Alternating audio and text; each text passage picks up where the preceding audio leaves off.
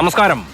മോദിയുടെ തൃശൂർ പ്രസംഗത്തിന് പിന്നാലെ മൂന്ന് മുന്നണികളും വാക്പോര് തുടങ്ങിയതോടെ കേരളം തിരഞ്ഞെടുപ്പ് ചൂടിലേക്ക് കടക്കുകയാണ്. സ്വർണ്ണക്കടത്ത് ആരോപണം വീണ്ടും ചർച്ചകളിലേക്ക് കടന്നു വരുന്നു. മുഖ്യമന്ത്രിയുടെ ഓഫീസ് സ്വർണ്ണക്കടത്തിന് കൂട്ടുനിന്നെന്ന് പ്രധാനമന്ത്രിക്ക് അറിയാമെങ്കിൽ എന്തുകൊണ്ട് നടപടിയെടുത്തില്ലെന്ന് കോൺഗ്രസ് ചോദിക്കുന്നു. തൃശൂർ BJP സ്വപ്നം കാണേണ്ടെന്ന് LDF പറയുന്നു. മോദി വന്ന മൈതാനത്ത് ശുദ്ധികലശം നടത്താനുള്ള യൂത്ത് കോൺഗ്രസിന്റെ നീക്കം BJP പ്രവർത്തകരുമായുള്ള ഏറ്റുമുട്ടലിലാണ് കലാശിച്ചത്.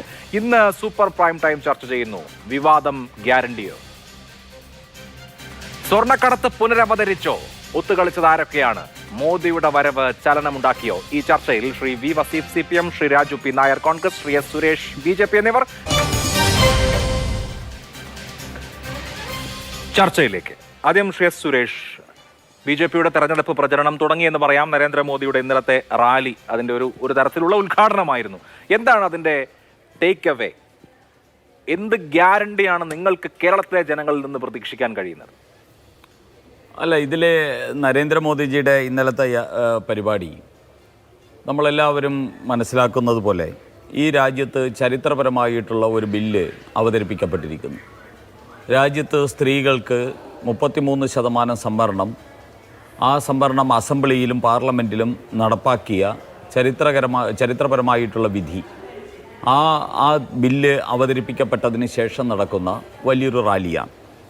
ആ റാലി തൃശ്ശൂരിൽ വെച്ചത് എന്തുകൊണ്ടും അർത്ഥവത്തായി എന്ന് വിശ്വസിക്കുന്ന കേരളീയരുടെ കൂട്ടത്തിലാണ് ഞാൻ. അല്ല, അത് BJPക്ക് ഇത്തവണ ഏറ്റവും കൂടുതൽ സാധ്യത നിങ്ങൾ കൽപ്പിക്കുന്ന സീറ്റ് തൃശ്ശൂർ ആയതുകൊണ്ടാണോ? തൃശ്ശൂർ ഞങ്ങൾ ഏറ്റവും കൂടുതൽ സാധ്യത കൽപ്പിക്കുന്ന സീറ്റുകളിൽ ഒന്ന് തന്നെയാണ്, സംശയമൊന്നുമില്ല. അവിടെ പങ്കെടുത്ത സ്ത്രീകൾ, അഭിലാഷിൻ്റെ ടീം അവിടെ ഉണ്ടായിരുന്നു. അവരോട് ചോദിച്ചാൽ അവർക്കറിയാം. അവിടെ പങ്കെടുത്തവർ കുടുംബശ്രീയിലെ ആൾക്കാരെ നിർബന്ധിച്ച് പോയില്ലെങ്കിൽ 250 രൂപ അടയ്ക്കേണ്ടി വരുമെന്നോ, തൊഴിലുറപ്പ് പദ്ധതിയിലുള്ള ആൾക്കാരുടെ അവധി കൊടുത്തിട്ട് കൊണ്ടുവരിപ്പിച്ചതോ അല്ലെങ്കിൽ മറ്റേതെങ്കിലും രീതിയിലുള്ള സമ്മർദ്ദത്തിലൂടെ വന്നവരൊന്നുമല്ല. ആ തൃശ്ശൂരിലെ ആബാലവൃദ്ധം സ്ത്രീകൾ, അതോടൊപ്പം തന്നെ അതിന് സമീപത്തെ ജില്ലകളിൽ നിന്നുള്ള സ്ത്രീകൾ നരേന്ദ്രമോദിയെ കാണാനും നരേന്ദ്രമോദിയുടെ പ്രസംഗം കേൾക്കാനുമായിട്ട് അവിടെ എത്തിയതാണ്. അദ്ദേഹം അവിടെ പ്രസംഗിച്ചത് ഒരു പ്രത്യേക രീതിയിലുള്ള രാഷ്ട്രീയ പ്രചരണം തന്നെയാണ് നരേന്ദ്രമോദി പ്രസംഗിച്ചത് എന്നുള്ള കാര്യത്തിൽ ഞങ്ങൾക്ക് സംശയമില്ല. ആ രാഷ്ട്രീയ പ്രചരണം എന്ന് പറയുന്നത് ക്രിയാത്മകമായിട്ടുള്ള, പോസിറ്റീവായിട്ടുള്ള, ഡെവലപ്മെൻറ്റ് ഓറിയൻറ്റഡ് ആയിട്ടുള്ള ഒരു രാഷ്ട്രീയമാണ്. ഞങ്ങൾ നാളെ അധികാരത്തിൽ വന്നാൽ ഇന്നത് ചെയ്യും എന്നുള്ള ഒരു ഗ്യാരണ്ടി അല്ല പറഞ്ഞിരിക്കുന്നത്. ഇന്നലകളിൽ ചെയ്ത വസ്തുതകൾ ഉയർത്തിപ്പിടിച്ചുകൊണ്ട് ഇതാണ് നരേന്ദ്രമോദിയുടെ ഗ്യാരണ്ടി, ഇതാണ് BJPയുടെ ഗ്യാരണ്ടി, ഇതാണ് കേന്ദ്ര സർക്കാരിൻ്റെ ഗ്യാരണ്ടി. ഈ ഗ്യാരണ്ടിയിൽ സ്ത്രീകൾക്ക് വേണ്ടിയുള്ള പദ്ധതികൾ ഓരോന്നായിട്ട് എണ്ണി പറയുന്നു. അതോടൊപ്പം തന്നെ ഉജ്ജ്വല യോജനയുടെ പദ്ധതി പറയുന്നു. അതുപോലെ തന്നെ പ്രധാനമന്ത്രി ആവാസ് യോജന പറയുന്നു. അങ്ങനെ നിരവധി പദ്ധതികൾ ഈ രാജ്യത്ത് എത്ര കോടി ആൾക്കാർക്ക് കിട്ടി? ആ കിട്ടിയ ആൾക്കാർ ശരി. ഇപ്പോൾ ഒരു ഒറേഷൻ അല്ലെങ്കിൽ ഒരു പ്രസംഗത്തിൽ അങ്ങനെ പറഞ്ഞു എന്നുള്ളത് ശരി. നോക്കൂ, ഇപ്പോൾ താങ്കൾ പറഞ്ഞ പ്രധാനമന്ത്രി ആവാസ് യോജനയുടെ വിഹിതം കേന്ദ്ര സർക്കാർ കേരളത്തിൽ എത്രയാണ് കൊടുക്കുന്നത്? നഗരങ്ങളിലാണെങ്കിൽ 1 ലക്ഷം രൂപയും ഗ്രാമങ്ങളിലാണെങ്കിൽ 3/4 ലക്ഷം രൂപയുമാണല്ലോ. ഇപ്പോൾ ഇന്നത്തെ പത്രത്തിൽ വാർത്തയുണ്ട്, അത് തന്നെ അങ്ങനെ കേരളത്തിന് കിട്ടേണ്ട വിഹിതം തന്നെ കിട്ടിയിട്ടില്ല. ബ്രാൻഡിംഗ് നടപ്പാക്കാത്ത കാര്യം ചൂണ്ടിക്കാണിച്ച് കേരളത്തിന് അർഹമായ, അതായത് ഈ പദ്ധതികൾക്ക് കൊടുക്കേണ്ട കേന്ദ്രാവിഷ്കൃത പദ്ധതികളുടെ വിഹിതമായി കിട്ടേണ്ട പൈസ പോലും കൊടുക്കാതെ അവിടെ വന്നിട്ട് ഞാനത് ചെയ്തു, ഇത് ചെയ്തു, മറ്റത് ചെയ്തു എന്ന് പറഞ്ഞാൽ മതിയോ? ശ്രീ അഭിലാഷേ, കേരളത്തിൽ ലൈഫ് പദ്ധതിയുടെ മറവിൽ കേന്ദ്രത്തിൻ്റെ ഈ പദ്ധതി അട്ടിമറിക്കുന്ന പണിയാണ് പിണറായി വിജയൻ സർക്കാർ ആദ്യമേ ചെയ്തത്. നരേന്ദ്രമോദി സർക്കാരിൻ്റെ ആദ്യ സർക്കാർ 2014 അധികാരത്തിൽ വന്നപ്പോൾ തന്നെ 2022 ഇന്ത്യയിലെ എല്ലാവർക്കും വീട് എന്ന് പറയുന്ന സ്വപ്ന പദ്ധതിയുമായിട്ട് നരേന്ദ്രമോദി മുന്നോട്ട് പോയി. ആ മുന്നോട്ട് പോയതിന് ശേഷമാണ് 2016 ഇവിടെ ലൈഫ് പദ്ധതിയുമായിട്ട് മുന്നോട്ട് വന്നിട്ട് അതിൻ്റെ പിന്നാമ്പുറത്തിലൂടെ ഈ കേരളത്തിൽ കമ്മ്യൂണിസ്റ്റ് പാർട്ടിയുടെ ഒരു അജണ്ടയായിട്ട് അത് നടപ്പാക്കാമെന്ന് വിചാരിച്ചത്. ഇവിടെ അതിൻ്റെ ഫലമായിട്ട് ഇവിടെ പല കേന്ദ്ര പദ്ധതികളും അട്ടിമറിച്ച കൂട്ടത്തിൽ തന്നെ ആയുഷ്മാൻ ഭാരത് ഉൾപ്പെടെ 5 ലക്ഷം രൂപയുടെ പാവപ്പെട്ടവർക്ക്, അതീവ ദരിദ്രർക്ക് 5 ലക്ഷം രൂപയുടെ ആരോഗ്യ സുരക്ഷാ പദ്ധതി ഉൾപ്പെടെയുള്ള ഇത് അട്ടിമറിച്ച സർക്കാരാണ് പിണറായി വിജയൻ സർക്കാർ. ഈ സർക്കാർ അതൊക്കെ അട്ടിമറിച്ചതുപോലെ തന്നെ ഈ പ്രധാനമന്ത്രി ആവാസ് യോജനയും അട്ടിമറിക്കുകയും അതിൻ്റെ പിന്നിൽ അത് 32% താഴെ മാത്രം പെർഫോമൻസ് ഉള്ള സംസ്ഥാനമായിട്ട് കേരളം മാറുകയും ചെയ്തു. ഇവിടെ താങ്കൾ പറയുന്നത് പോലെ 1,75,000 എന്ന് കേന്ദ്ര സർക്കാരിൻ്റെ ഡയറക്റ്റ് പണം ലഭിക്കുന്ന സമയത്ത് കേന്ദ്ര സർക്കാരിൻ്റെ ഗ്യാരണ്ടിയിൽ വിവിധ ഏജൻസികളിലൂടെ ഇതിനു വേണ്ടിയുള്ള 4 ലക്ഷം രൂപ സ്വരൂപിക്കുന്ന ഒരു പദ്ധതിയാണ് ഇത്. ലിക്വിഡായിട്ടുള്ള ക്യാഷ് എടുത്തു കൊടുക്കുന്ന പദ്ധതിയല്ല, ഇതൊരു യോജനയാണ്. ഈ യോജനയുടെ ഫലമായിട്ട് 4 കോടിയോളം വരുന്ന ആൾക്കാർക്ക് വീട് വെച്ച് കൊടുക്കുന്നു. ആ വീട് വെച്ച് കൊടുക്കുന്ന സമയത്ത് അവരുടെ ഷെയറുണ്ട്, അതോടൊപ്പം തന്നെ തദ്ദേശ സ്ഥാപനങ്ങളുടെ വിഹിതമുണ്ട്, അതുപോലെ തന്നെ കേന്ദ്ര സർക്കാരിൻ്റെ ഗ്യാരണ്ടിയിൽ മറ്റ് സാമ്പത്തിക സ്ഥാപനങ്ങളുടെ സംഭാവനയുണ്ട്. ഇതൊക്കെ വച്ചിട്ട് സംസ്ഥാന സർക്കാരിൻ്റെ സംഭാവനയുണ്ട്. 50,000 രൂപയാണ് സംസ്ഥാന സർക്കാരിൻ്റേതായ തനത് സംഭാവന. അപ്പോൾ ഇങ്ങനെയുള്ള സംഭാവനകളുടെ അടിസ്ഥാനത്തിൽ കേന്ദ്രം തയ്യാറാക്കിയ ഒരു യോജനയാണ് പ്രധാനമന്ത്രി ആവാസ് യോജന. അപ്പോൾ അതിൻ്റെ പേരിൽ 4 കോടി ആൾക്കാർ റെയിൽവേ സ്റ്റേഷനിലും ബസ് സ്റ്റാൻഡുകളിലും തെരുവീതികളിലും കിടന്ന 4 കോടി മനുഷ്യർക്ക് കയറിക്കിടക്കാൻ ഒരു കൂരയുണ്ടായി എന്നുള്ളതാണ് നരേന്ദ്രമോദിയുടെ ഗ്യാരണ്ടി. നമ്മൾ കേട്ടിട്ടുണ്ട്. ഇപ്പോൾ നരേന്ദ്രമോദി വന്നതിന് ശേഷമാണ് കേന്ദ്ര സർക്കാരിന്റെ ഈ ഭവന നിർമ്മാണ പദ്ധതി വന്നതെന്ന് വിചാരിക്കരുത് ശ്രീ അഭിലാഷ്. അങ്ങനെ വിചാരിക്കണം. പദ്ധതി എല്ലാ കാലത്തും ഉണ്ട്. ഇവിടുത്തെ കേന്ദ്ര സർക്കാരിന്റെ കോൺട്രിബ്യൂഷൻ ഞാൻ പറഞ്ഞു. ബാക്കി ഇപ്പോ 4 ലക്ഷം രൂപയിൽ തീർന്നില്ല. ഗ്രാമത്തിൽ 3.25 ലക്ഷവും തദ്ദേശ സ്ഥാപനങ്ങളുടെ തനത് ഫണ്ട്, ലോൺ, സർക്കാരിന്റെ സംസ്ഥാന സർക്കാരിന്റെ വിഹിതം എന്നിവ ചേർത്തിട്ടാണ് നമ്മുടെ വിഷയം. അങ്ങനെ പറഞ്ഞു പോരുത്, എനിക്കിതൊന്ന് ക്ലിയർ ആക്കണം. ഇനി ഈ 4 കോടി വീടുകൾ ഈ വച്ച് നൽകിയിരിക്കുന്നത് 9 വർഷത്തിനുള്ളിലാണ്. ഇതേപോലെ ആ വീടുകളിലേക്ക് എന്തൊക്കെ സംവിധാനങ്ങളാ കുടിവെള്ളം എത്തിച്ചിരിക്കുന്നു. ആ വീടുകളിൽ അതീവ ദരിദ്രർക്ക് ഉജ്ജ്വല യോജന വഴി സൗജന്യമായിട്ട് പാചകവാതക സിലിണ്ടർ എത്തിക്കുന്നു. ആ വീടുകളിൽ ഇലക്ട്രിസിറ്റി സൗജന്യമായിട്ട് കൊടുക്കുന്നു. 12,500 രൂപയ്ക്ക് ശൗചാലയം കൊടുക്കുന്നു. ആ വീട്ടിൽ ജീവിക്കുന്ന പാവപ്പെട്ടവർക്ക് ജൻധൻ അക്കൗണ്ട് കൊടുക്കുന്നു. ആ വീട്ടിൽ ജീവിക്കുന്ന പാവപ്പെട്ടവർക്ക് ആരോഗ്യ സുരക്ഷാ പദ്ധതി 5 ലക്ഷം രൂപയുടേത് കൊടുക്കുന്നു. ആ വീട്ടിൽ ജീവിക്കുന്ന പാവപ്പെട്ട കർഷകന് വർഷത്തിൽ 6,000 രൂപയുടെ കാർഷിക സമ്മാൻ നിധി കൊടുക്കുന്നു. ആ വീട്ടിൽ ജീവിക്കുന്ന പാവപ്പെട്ട ആൾക്കാരുടെ കുഞ്ഞുങ്ങൾക്ക്, ആ പെൺകുട്ടികളാണെങ്കിൽ ആ പെൺകുട്ടികൾക്ക് പ്രത്യേക പാക്കേജ്, പ്രത്യേക പദ്ധതി പ്രഖ്യാപിച്ചിരിക്കുന്നു. അവിടെ ജീവിക്കുന്ന വയോവൃദ്ധർക്ക് അടൽ പെൻഷൻ പദ്ധതി പ്രഖ്യാപിക്കുന്നു.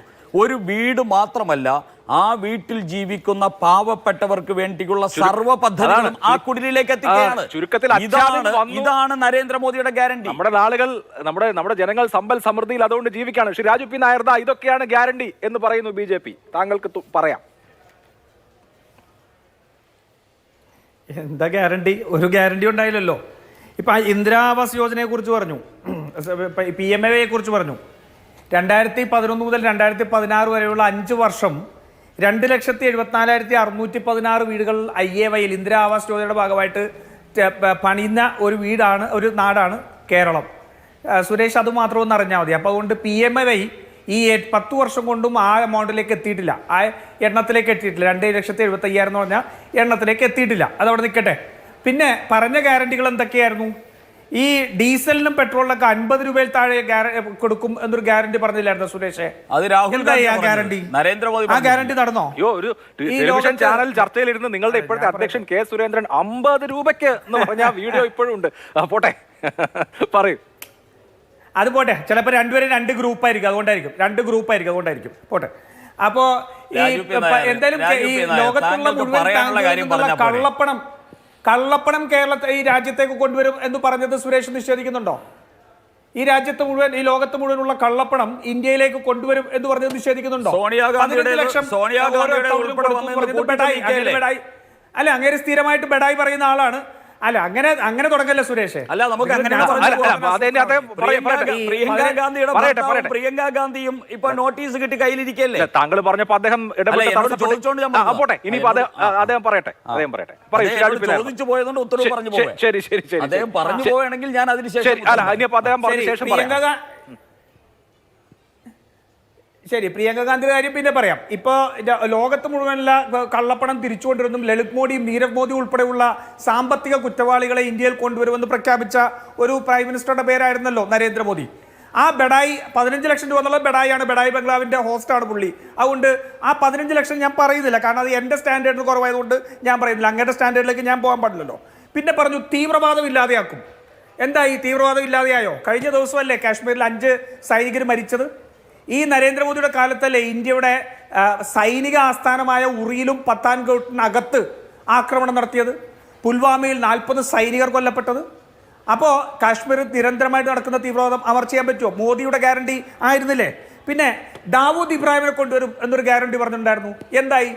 ഇന്ന് സംഘികളെല്ലാം അങ്ങർക്ക് എന്തെങ്കിലും മൂക്കിപ്പനി വന്ന് മരിക്കണമേ എന്ന് ആലോചിച്ചുകൊണ്ടിരിക്കും. കാരണം അങ്ങനെ പനി വന്ന് മരിച്ചാലെങ്കിലും നരേന്ദ്രമോദി കൊന്നതാണ് എന്ന് പറയാമല്ലോ എന്ന് പറയുന്ന ഒരു ദുരവസ്ഥയിലാണ് നിൽക്കുന്നത്. കഴിഞ്ഞ ദിവസം അങ്ങർക്കെന്തോ അസുഖം വന്നു എന്നൊരു വാർത്ത വന്നപ്പോഴത്തേക്ക് സംഘികൾ മുഴുവൻ പറഞ്ഞത് ഞങ്ങൾ പോയി ചെയ്തു എന്നാണ് പറഞ്ഞത്. എവിടെ പോയി ദാവൂദ് ഇബ്രാഹിം? ഗ്യാസിന് സബ്സിഡി കൊടുക്കുമെന്ന് പറഞ്ഞല്ലോ. ഇന്ത്യയിൽ 2014 അധികാരത്തിൽ വരുമ്പോൾ ഗ്യാസിൻ്റെ വില എത്രയായിരുന്നു? 400 താഴെയെന്നല്ലേ? സബ്സിഡി കൊടുക്കുമെന്ന് പറഞ്ഞില്ലേ? സബ്സിഡി ഒരു മാസം കഴിഞ്ഞപ്പോൾ ആ സബ്സിഡി മുഴുവനായിട്ട് നിങ്ങൾ നിർത്തിക്കളഞ്ഞില്ലേ?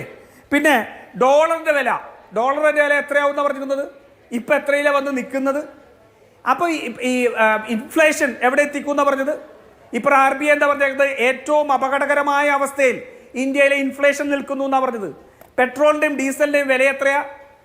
അപ്പം ഈ പറഞ്ഞ മോദിയുടെ ഗ്യാരണ്ടി എന്ന് പറഞ്ഞാൽ പഴയ ചാക്ക് ആണെന്നുള്ള കാര്യം കേരളത്തിലും ഇന്ത്യയിലെ ജനങ്ങൾക്കും മുഴുവൻ അറിയാം.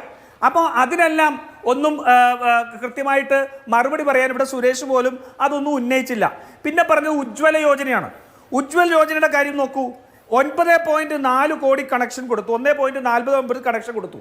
ഞാൻ എൻ്റെ കണക്കല്ല, 2021-22 പെട്രോളിയം ആൻഡ് നാച്ചുറൽ ഗ്യാസ് മിനിസ്ട്രിയുടെ കണക്ക് ഞാൻ പറയാം.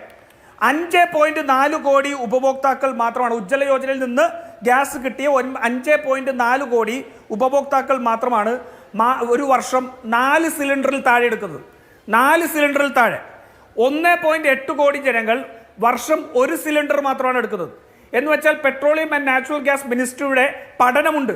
ഒരു കുടുംബത്തിന് അവർ സാധാരണഗതിയിൽ ഭക്ഷണം പാകം ചെയ്ത് കഴിക്കുകയാണെങ്കിൽ അവർക്ക് ഒരു വർഷം 8 സിലിണ്ടറെങ്കിലും നിർബന്ധമായും വേണം എന്നുള്ള പഠനം നിൽക്കുമ്പോഴാണ് ഈ പറയുന്ന ഉജ്ജ്വൽ യോജനയിൽ 3 മുതൽ 4 സിലിണ്ടർ വരെ മാത്രമായിട്ട് മാറി. കാരണം എന്താ?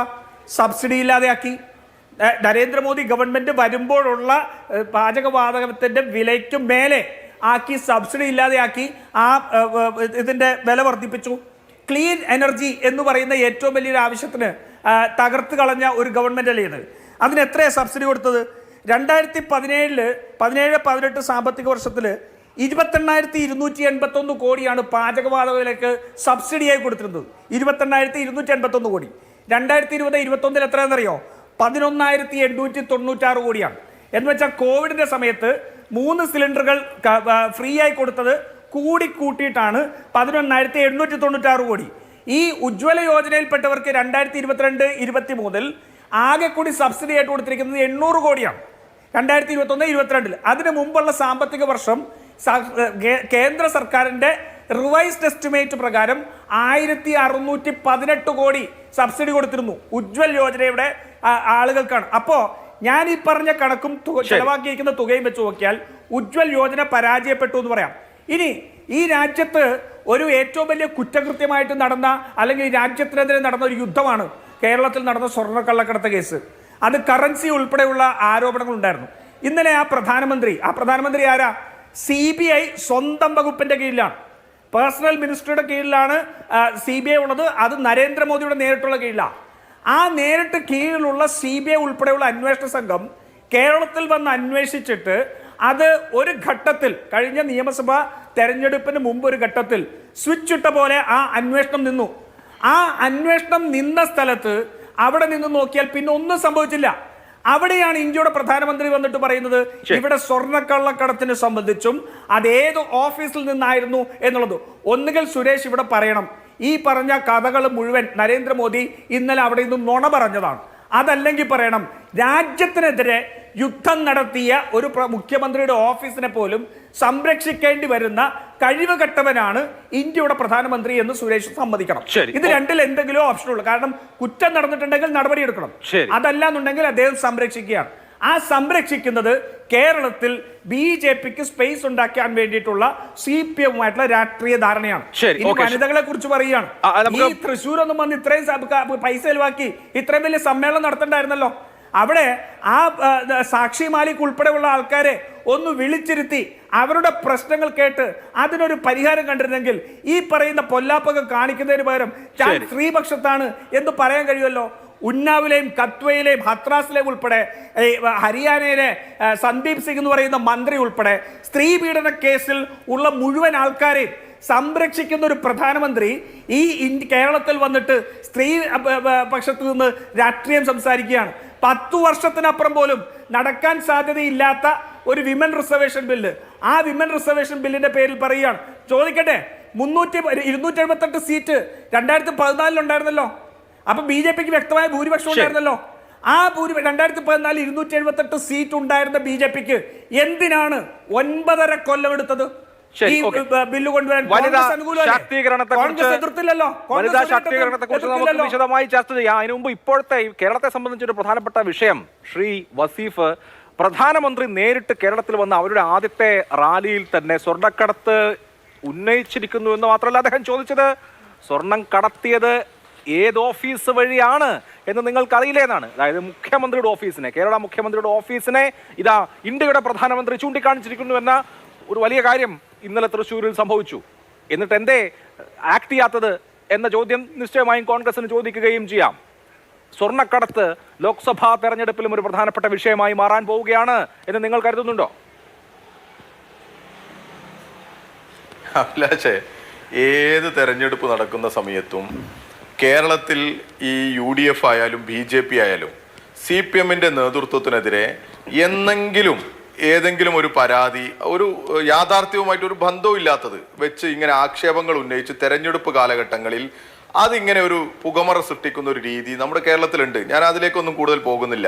ആ സ്വർണ്ണക്കടത്തൊക്കെ എത്ര ദിവസങ്ങളായി നമ്മൾ ഈ കേരളത്തിൽ ചർച്ച ചെയ്തതാ, എത്ര ദിവസം എടുത്ത് ചർച്ച ചെയ്തതാ.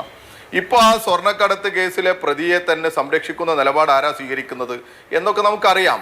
അന്ന് ഈ പറയുന്ന കസ്റ്റംസും അതുപോലെ തന്നെ ഈ കസ്റ്റംസ് ഉദ്യോഗസ്ഥനുമായിട്ട് ഫോണിൽ സംഭാഷണം നടത്തി എന്ന് പറഞ്ഞ് BJP നേതാവ് പറഞ്ഞ സമയത്ത് ആ കസ്റ്റംസിന്റെ ഉദ്യോഗസ്ഥൻ പറഞ്ഞു, എന്നെ അങ്ങനെ ആരും വിളിച്ചിട്ടില്ല. അന്ന് തന്നെ നമുക്ക് ഓർമ്മയുണ്ട്.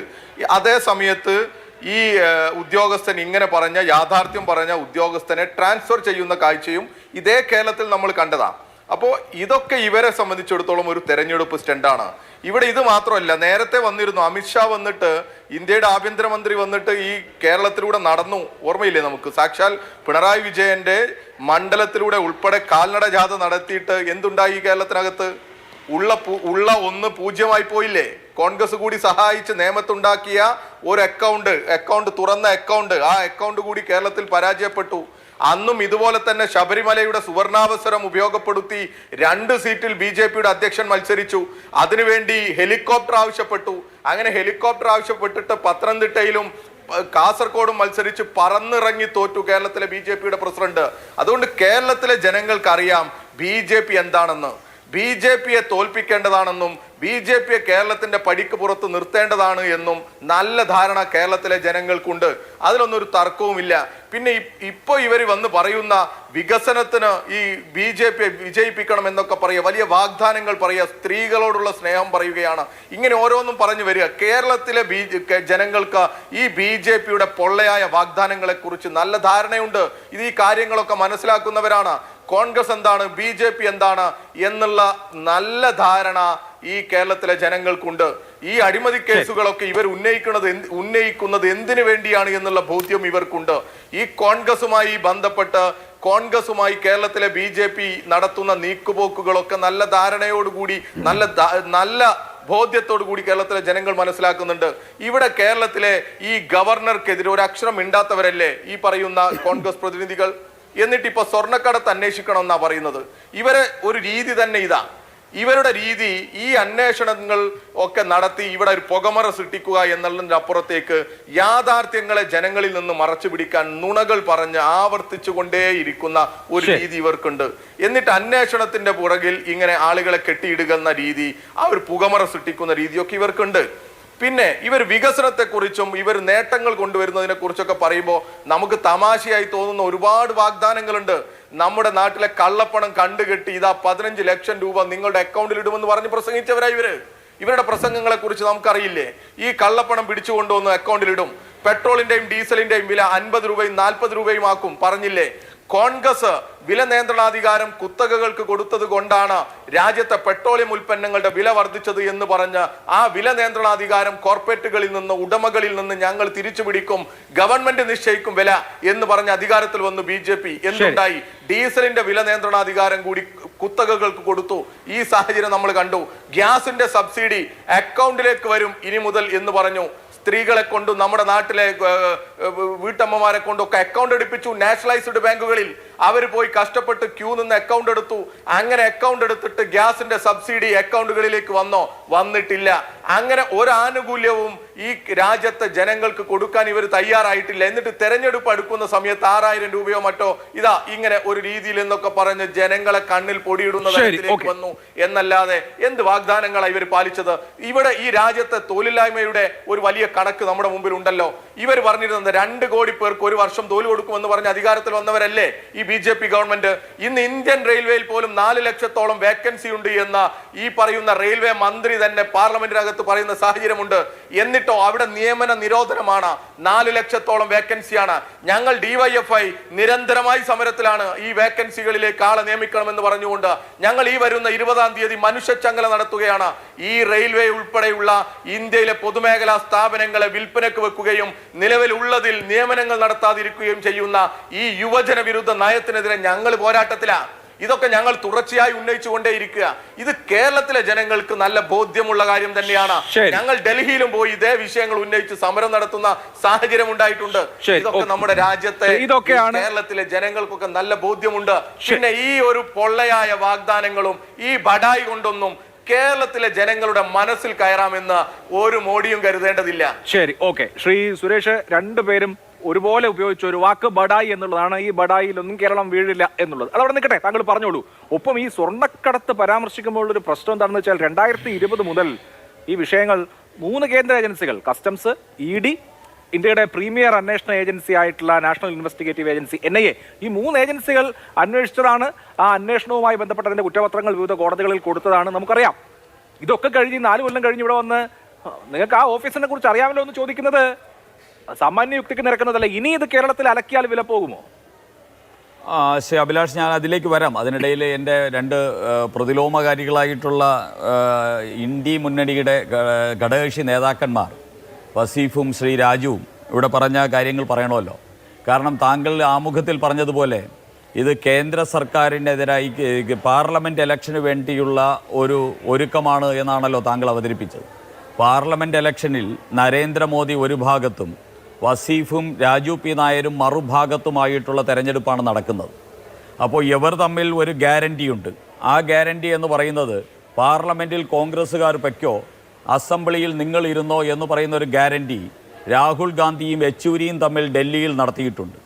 അങ്ങനെ പാർലമെൻറ്റിലേക്ക് കോൺഗ്രസ്സുകാരെ വിടാൻ വേണ്ടി വിടുപണി ചെയ്യുന്ന പണി വസീഫിൻ്റെ CPM ചെയ്യുമ്പോൾ കേരളത്തിൽ ഇനിയും ഒരു 5 വർഷം കൂടി പിണറായി വിജയൻ തന്നെ ഇരുന്നോ എന്ന് രാഹുൽ ഗാന്ധി കൊടുത്തിരിക്കുന്ന ഗ്യാരണ്ടിയുടെ പുറത്ത് സ്തംഭിച്ചിരിക്കുകയാണ് രാജു പി നായരും കോൺഗ്രസും. ഇതാണ് ഈ കേരളത്തിൽ നടക്കുന്നത് എന്ന് ഇന്ന് കേരളീയർക്ക് വളരെ പച്ചയായിട്ട് മനസ്സിലായി കഴിഞ്ഞിരിക്കുന്നു. അപ്പോൾ അതുകൊണ്ട് നിങ്ങളുടെ ഈ പൊറാട്ട് നാടകം ഇങ്ങനെ BJPയെ എതിർക്കാൻ വേണ്ടി 2 പേരും ഒരുമിച്ച് നിൽക്കുകയും നിങ്ങൾ 2 പേരും കേരളവും പാർലമെൻറ്റ് MLAയും പാർലമെൻറ്റും ഒക്കെ വീതിച്ചെടുക്കുകയും ചെയ്യുന്ന ഈ അബദ്ധ നാടകം അത് അവസാനിപ്പിക്കാൻ സമയമായി എന്നാണ് BJPക്ക് ആദ്യമേ പറയാനുള്ളത്.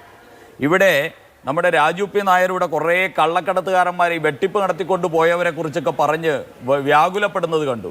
ശ്രീ രാജു പി നായർ 26 പേർ ഇന്ത്യയിൽ നിന്ന് ശതകോടികൾ വെട്ടിച്ചുകൊണ്ട് നാട് വിട്ടിട്ടുണ്ട്.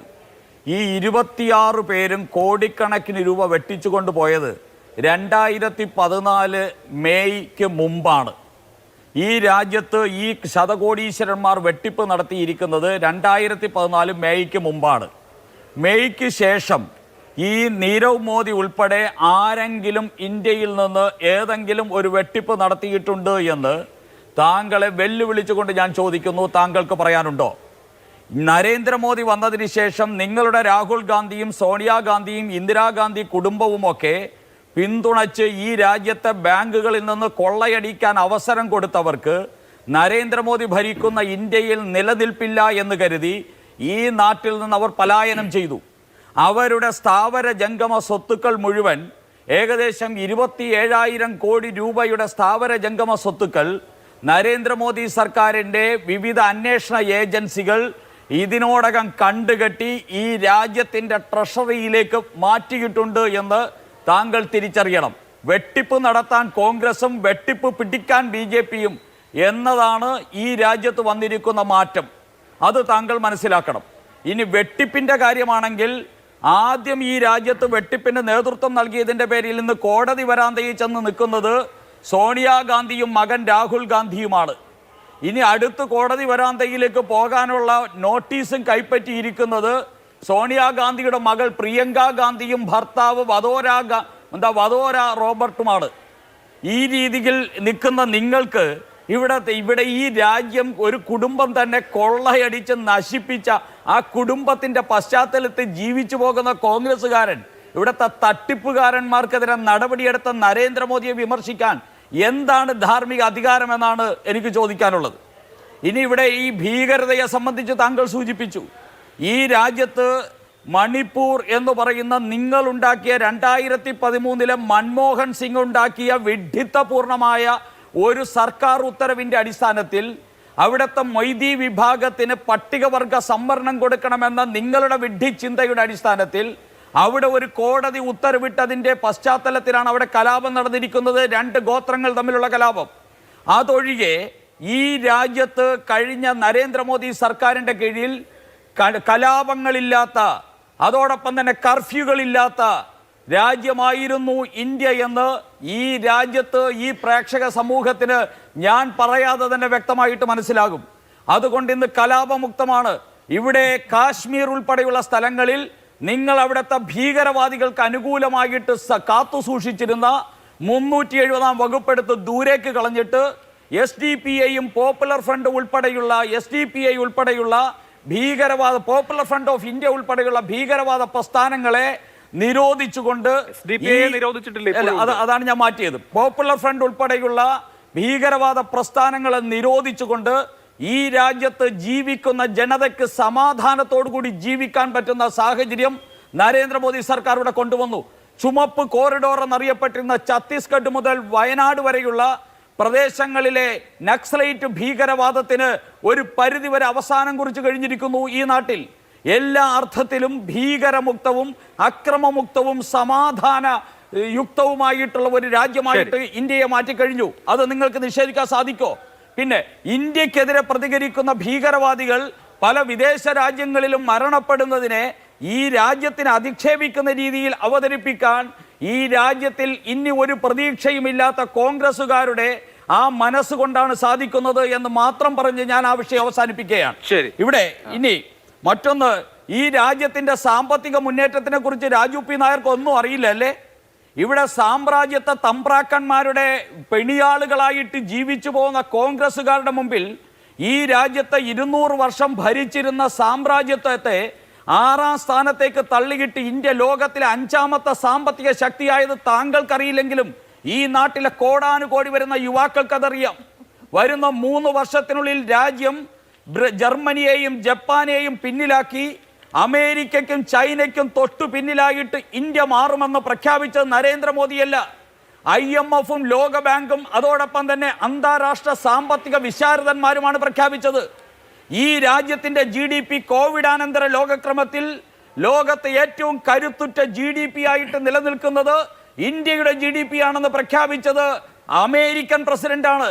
ആ രീതിയിലേക്ക് അമേരിക്കയെ വെല്ലുന്ന സാമ്പത്തിക വളർച്ചാ നിരക്ക് കാണിക്കുന്ന ഒരു രാജ്യമെന്ന നിലയിൽ താങ്കൾക്ക് അഭിമാനിക്കാൻ തോന്നുന്നില്ലെങ്കിൽ ഈ രാജ്യത്തുള്ള കോടിക്കണക്കിന് വരുന്ന കോൺഗ്രസുകാർക്കും കമ്മ്യൂണിസ്റ്റുകാർക്കും ഉൾപ്പെടെ ഈ രാജ്യത്തിനെ സ്നേഹിക്കുന്നവർക്ക് അഭിമാനിക്കാൻ പറ്റുന്ന സാഹചര്യമാണ് എന്ന് രണ്ടുപേരോടുമായിട്ട് പറയാൻ ആഗ്രഹിക്കുന്നു.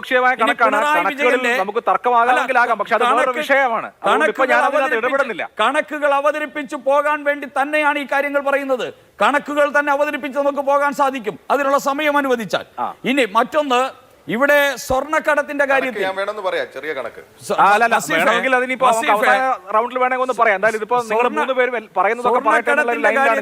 സ്വർണ്ണക്കടത്തിന്റെ കാര്യത്തിൽ പിണറായി വിജയന് വേണ്ടി ഒപ്പിട്ടിരുന്ന സർക്കാർ ഫയലുകളിൽ ഒപ്പിട്ടിരുന്ന M ശിവശങ്കരൻ എന്ന് പറയുന്ന പിണറായി വിജയന്റെയും കുടുംബത്തിന്റെയും എല്ലാ മനസാക്ഷി സൂക്ഷിപ്പുകളും നടത്തിയിരുന്ന മനുഷ്യനല്ലേ? 1.5 വർഷമായിട്ട് ജയിലിലല്ലേ? ഈ 1.5 വർഷമായിട്ട് പിണറായി വിജയന്റെയും വീണാ വിജയന്റെയും കുടുംബത്തിന്റെയും മനസാക്ഷി സൂക്ഷിപ്പുകാരൻ ജയിലിൽ കിടക്കുന്നത് ഇന്ത്യയിൽ രാഹുൽ ഗാന്ധി ഭരിച്ചിരുന്നെങ്കിൽ നടക്കുമായിരുന്നോ? ഇന്ത്യയിൽ നരേന്ദ്രമോദി ഭരിക്കുന്നത് കൊണ്ടാണ് അത് നടക്കുന്നത്. 2000 ജൂൺ 30 മുതൽ ഇന്ന് വരെ ഈ കേരളത്തിൽ പിണറായി വിജയൻ സർക്കാരിന്റെ ഈ സ്വർണ്ണക്കടത്തിനും കള്ളക്കടത്തിനും ഡോളർ കടത്തിനുമെതിരായി നിരവധി FIRകളും ചാർജ് ഷീറ്റുകളും ഇവിടുത്തെ കോടതികളിൽ ഫയൽ ചെയ്തിരിക്കുന്നു. അതിന്റെ അന്വേഷണം മുന്നോട്ട് പോയിക്കൊണ്ടിരിക്കുന്നു. ഓരോ അന്വേഷണവും തീർപ്പാക്കി താൽക്കാലിക ചാർജ് ഷീറ്റുകൾ ഫയൽ ചെയ്ത് മുന്നോട്ട് പോകുന്നു. ഈ കേരളത്തിലെ മുഖ്യമന്ത്രിയെ അറസ്റ്റ് ചെയ്യിപ്പിക്കണം എന്നുള്ളതാണ് താങ്കളുടെ ആഗ്രഹം. അത് ഈ കേരളത്തിൽ നീതി വേണമെന്ന് ആഗ്രഹിക്കുന്ന എല്ലാവരുടെയും ആഗ്രഹമാണ്. BJPയുടെ ഉൾപ്പെടെ ആഗ്രഹമാണ്. കാരണം മുഖ്യമന്ത്രിയുടെ ഓഫീസ് കേന്ദ്രീകരിച്ചാണ് ഈ കൊള്ള നടന്നിരിക്കുന്നത്.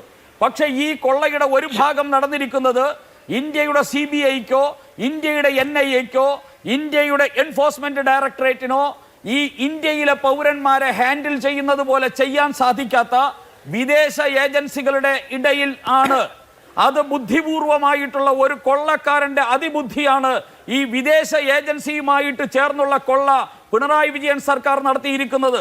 അതുകൊണ്ട് തന്നെ നമ്മളുടെ മിത്ര രാജ്യങ്ങളുമായിട്ടുള്ള വിദേശ രാജ്യങ്ങളുമായി അതിനെ സംബന്ധിച്ചുള്ള പേപ്പർ വർക്കുകൾ ഫോറിൻ അഫയേഴ്സ് മിനിസ്ട്രിയുടെ ഭാഗമായിട്ട് നടന്നുകൊണ്ടിരിക്കുന്നതിൽ വരുന്ന കാലതാമസം കൊണ്ടാണ് ഇതുമായി ബന്ധപ്പെട്ട രേഖകളും ഇതുമായി ബന്ധപ്പെട്ട തെളിവുകളും വിദേശത്തൊന്ന് സ്വീകരിക്കുന്നതിനും ശേഖരിക്കുന്നതിനും അവരെ ചോദ്യം ചെയ്യുന്നതിനുമുള്ള ഒരു രാജ്യത്തിന്റെ പരമാധികാര രാജ്യത്തിന്റെ പരിമിതിയാണ് പിണറായി വിജയനും സഖാക്കന്മാരും ഇന്ന് ജയിലിൽ പോകുന്നതിന് തൊട്ടു മുമ്പുള്ള ദിവസങ്ങളിൽ മുഖ്യമന്ത്രിയായിട്ടും പാർട്ടി പോസ്റ്റുകളിലും ഇരിക്കുന്നുവെങ്കിൽ അതിന് കാരണം ഈ രാജ്യത്തിന്റെ മഹത്തായ ജനാധിപത്യത്തിന്റെ ഒരു പരിമിതിയാണ്. അല്ലാതെ നരേന്ദ്രമോദി സർക്കാരിന്റെ പരിശ്രമക്കുറവല്ല. നരേന്ദ്രമോദി പരിശ്രമിച്ചത് കൊണ്ടാണ് പിണറായി വിജയന്റെ M ശിവശങ്കരൻ ഇന്നും ജയിലിൽ കിടക്കുന്നത്. പിണറായി വിജയന്റെ ഓഫീസിൽ റെയ്ഡ് നടത്തപ്പെട്ടത്. അതുപോലെ തന്നെ മുൻ മാർക്സിസ്റ്റ് പാർട്ടിയുടെ സംസ്ഥാന സെക്രട്ടറിയുടെ വീട്ടിൽ റെയ്ഡ് നടന്നിരിക്കുന്ന സാഹചര്യമൊക്കെ നട്ടെല്ലുള്ള അഴിമതി ആര് നടത്തിയാലും, സോണിയ നടത്തിയാലും പിണറായി വിജയൻ നടത്തിയാലും ഒരേ നിലപാടെടുക്കാനുള്ള കരുത്തുള്ള നരേന്ദ്രമോദിയുടെ 9.5 വർഷമായിട്ട് 5 പൈസയുടെ അഴിമതി ആരോപണത്തിന് വിധേയമാകാത്ത ആ സർക്കാരിന്റെ ഇച്ഛാശക്തിയുടെ പ്രതീകമാണെന്ന് പറയാൻ ഞാൻ പറയൂ വസീഫ്. പിണറായി വിജയൻ ഉടനെ ജയിലിൽ പോകും എന്നുള്ളതാണ് ഇദ്ദേഹത്തിന്റെ സംസാരത്തിൽ നിന്ന് അതിന്റെ ഒരു ആകത്തുകയായിട്ട് എടുക്കാൻ കഴിയുന്നത്. ഇന്ത്യയിലെ സ്വർണ്ണക്കടത്തിന്റെ വളരെ ചെറിയൊരു ശതമാനം മാത്രമാണ് കേരളത്തിലെ എയർപോർട്ടിലൂടെ നടക്കുന്നത് എന്നുള്ളതൊക്കെ നമുക്ക് എല്ലാവർക്കും അറിയാം. ഇന്ത്യയിൽ ഏറ്റവും കൂടുതൽ കള്ളക്കടത്ത് നടത്തുന്ന സംസ്ഥാനങ്ങൾ ഏതാണെന്ന് പരിശോധിച്ചാൽ നമുക്കറിയാലോ ആരുടെ ഓഫീസിൽ നിന്നാണ് ഈ സ്വർണ്ണ കള്ളക്കടത്ത് നിയന്ത്രിക്കുന്നത് എന്ന്. ഇന്നലെ പ്രസംഗിച്ച ആളിന് തന്നെ നല്ല ബോധ്യമുണ്ട് ഏത് ഓഫീസ് അറിഞ്ഞുകൊണ്ടാണ് ഈ കള്ളക്കടത്തൊക്കെ നടക്കുന്നത് എന്ന്. ഒരു സ്വതന്ത്ര അന്വേഷണം ഇതുമായി ബന്ധപ്പെട്ട് നടത്തിയാൽ ആരാ കുടുങ്ങുക എന്നുള്ളത് സുരേഷിനും ബോധ്യമുണ്ട്. ഈ സുരേഷിന്റെ പാർട്ടിയും ഒക്കെ എങ്ങനെയാ നിലനിൽക്കുന്നത് എന്നുള്ളതിന്റെ ഒക്കെ ഒരു രീതി നമ്മുടെ രാജ്യത്തെ ജനങ്ങൾക്കൊക്കെ നല്ല ബോധ്യമുണ്ട്. ഈ അന്വേഷണ ഏജൻസികളെ കസ്റ്റംസിനെയും EDയെയും ഒക്കെ ഉപയോഗപ്പെടുത്തി എതിരാളികളെ ഭീഷണിപ്പെടുത്താനും അതുപോലെ തന്നെ ഭീഷണിപ്പെടുത്തി തങ്ങൾക്ക് അനുകൂലമായി നിൽക്കുന്നവരെ തങ്ങൾക്ക് അനുകൂലമാക്കി നിർത്തുന്നവരെയും ഒക്കെ ഇവർ കണ്ടിട്ടുള്ളൂ. എന്നാൽ ഈ അന്വേഷണത്തെയൊക്കെ നെഞ്ചുവിരിച്ച് നേരിടുന്ന കേരളത്തിന്റെ മുഖ്യമന്ത്രിയെയും അദ്ദേഹത്തിന്റെ പാർട്ടിയെയും നിങ്ങൾ കണ്ടിട്ട് മുട്ടുമടക്കി പോകുന്ന സാഹചര്യം ഇപ്പോൾ ഉള്ളത്. നിങ്ങൾ ഒരുപാട് അങ്ങ് അന്വേഷിച്ചല്ലോ, 3-4 ഏജൻസികൾ വട്ടമിട്ട് പറഞ്ഞല്ലോ. ഈ അന്വേഷണ ഏജൻസികളോട് ധൈര്യസമേതം വന്ന് അന്വേഷിക്കൂ. ഇത് ഈ രാജ്യത്തിന് പുറത്തു നിന്ന് വന്ന ഇടപാടാണ്, ഇത് അന്വേഷിക്കണമെന്ന് പറഞ്ഞ് കത്ത് കൊടുക്കാൻ ധൈര്യം കാണിച്ച മുഖ്യമന്ത്രിയാ കേരളത്തിലെ മുഖ്യമന്ത്രി. അതുകൊണ്ട് ഓരോ അന്വേഷണത്തിന്റെയും ഒരു ഉമ്മാക്കിയെയും ഞങ്ങൾക്കും ഈ കേരളത്തിലെ മുഖ്യമന്ത്രിക്കും പേടിയില്ല. ഇവിടെ കേരളത്തിലെ മുഖ്യമന്ത്രി സത്യസന്ധമായി കാര്യങ്ങളെ കാണുകയും അതിനനുസരിച്ച് പോകുകയും ചെയ്യുന്നതാ. നമ്മുടെ രാജ്യത്തെ സ്വർണ്ണക്കടത്തുകളുടെ കണക്ക് നിങ്ങൾ പുറത്തുവിട്. ഈ സ്വർണ്ണക്കടത്ത് നടത്തുന്നത് ആരാ എന്നുള്ളത് നിങ്ങൾ പുറത്തുവിട്. ഈ കേരളം എന്ന് പറയുന്ന കൊച്ചു സംസ്ഥാനത്ത് അല്ലല്ലോ ഈ സ്വർണ്ണക്കടത്തിന്റെ ഭൂരിഭാഗവും നടക്കുന്നത്. ഇതൊക്കെ എല്ലാവർക്കും അറിയാം സുരേഷ്, ഇതിന്റെ പിന്നിലൊക്കെ ആരാ എന്നുള്ളത്. ഇപ്പോ ഇവിടെ ഈ കഴിഞ്ഞ ദിവസമൊക്കെ വലിയ ചർച്ചയാ. ഹിൻഡൻബർഗ് റിപ്പോർട്ട് സുപ്രീം കോടതി തള്ളിയതുമായി ബന്ധപ്പെട്ടൊക്കെ അന്വേഷണം സെബി നടത്തുന്നുണ്ടോ ഇല്ലോ എന്നൊക്കെ പറഞ്ഞിട്ട് ഈ അദാനിയുടെ സമ്പത്തിലെ വർധനവ് മാത്രം പരിശോധിച്ചാൽ പോരെ BJPയുടെ കള്ളത്തരം? 5 ലക്ഷം കോടിയിൽ നിന്ന് 11.4 ലക്ഷം കോടിയിലേക്ക് 23 മടങ്ങ് സമ്പത്ത് വർദ്ധിപ്പിക്കുന്ന തരത്തിലേക്ക് ഈ അദാനി മാറിയത് എങ്ങനെയാ? 609 സ്ഥാനത്ത് നിന്ന് അദാനി 1, 2, 3 സ്ഥാനത്തേക്ക് ലോക മുതലാളിത്ത പട്ടികയിലേക്ക് വന്നത് എങ്ങനെയാ? ആരാ അതിനെ കൊണ്ടുവന്നത്? രാജ്യത്തെ തുറമുഖങ്ങളും രാജ്യത്തെ പൊതുമേഖലാ സ്ഥാപനങ്ങളും എല്ലാം അദാനിമാർക്ക് എഴുതി കൊടുക്കുക, മുതലാളിമാർക്ക് എഴുതി കൊടുക്കുക, അവർക്ക് ഈ രാജ്യത്തെ ടാക്സിൽ ഇളവ് ചെയ്ത് കൊടുക്കുക, അവരുടെ ലോൺ എഴുതി തള്ളുകയാണ്. ഈ രാജ്യത്തെ കർഷകരുടെ ലോൺ എഴുതി തള്ളും, അവരുടെ ഉൽപ്പന്നത്തിന് വില ലഭിക്കുന്ന തരത്തിലേക്ക് മിനിമം സപ്പോർട്ടിംഗ് പ്രൈസ് നടപ്പിലാക്കും എന്നൊക്കെ പറഞ്ഞ് അധികാരത്തിൽ വന്നവരാ നിങ്ങൾ. എന്നാൽ ഇവരെ ഒന്നും നിങ്ങൾ കാണുന്നില്ല. ഇപ്പൊ നിങ്ങൾ GDP കുറിച്ച് പറയാ, പെർ ക്യാപിറ്റ ഇൻകത്തെ കുറിച്ച് പറ, പ്രതിശീർഷ വരുമാനത്തെ കുറിച്ച് പറ. എന്താ ഇന്ത്യയുടെ അവസ്ഥ? ഇന്ത്യയുടെ സ്ഥാനം ആളോഹരി വരുമാനത്തിൽ 142.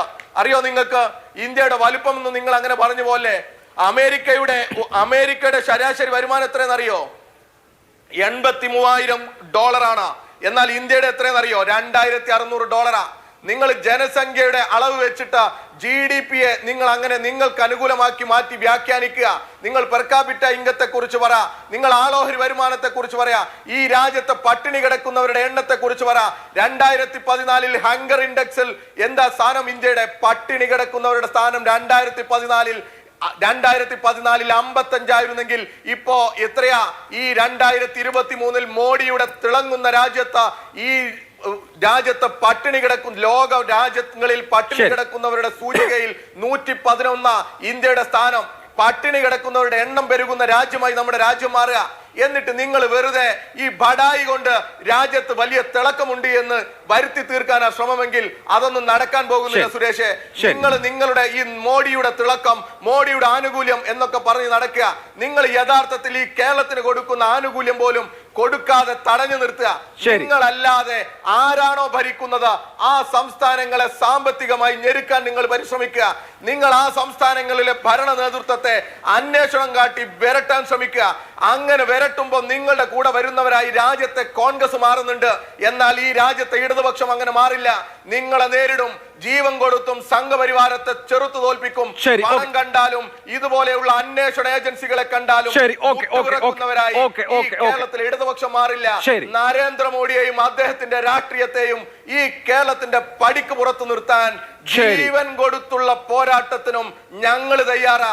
ഒരടി പോലും നിങ്ങൾക്ക് വരാൻ പറ്റില്ല ഈ കേരളത്തിനകത്ത്. നിങ്ങൾക്ക് തൃശ്ശൂർ എന്നല്ല, നിങ്ങൾക്ക് ഈ തിരുവനന്തപുരത്തെ നിങ്ങൾ നേരത്തെ നേടിയ ആ നിയോജക മണ്ഡലം പോലും നേടാൻ പറ്റാത്ത തരത്തിലേക്ക് രാഷ്ട്രീയമായി നിങ്ങളെ ചെറുത്തു തോൽപ്പിക്കും കേരളത്തിലെ ഇടതുപക്ഷം.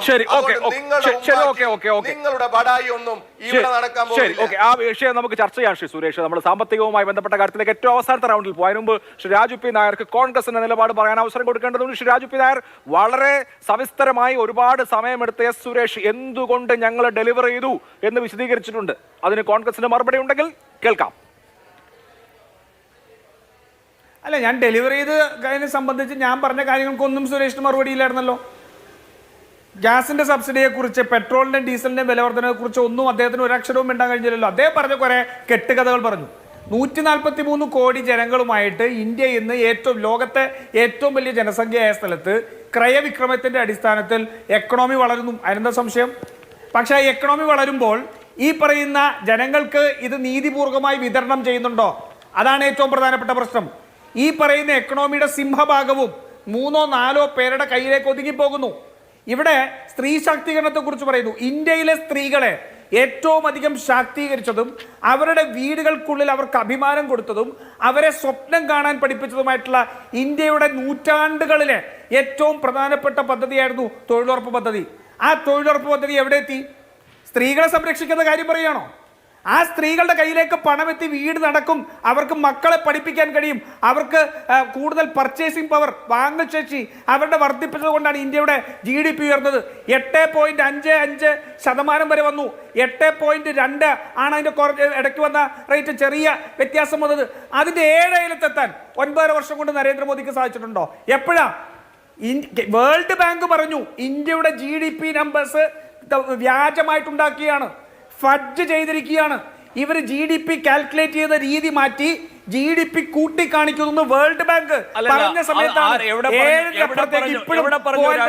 രാജു പി നായർ വേൾഡ് ബാങ്കിനെയൊക്കെ ഞാൻ പറയട്ടെ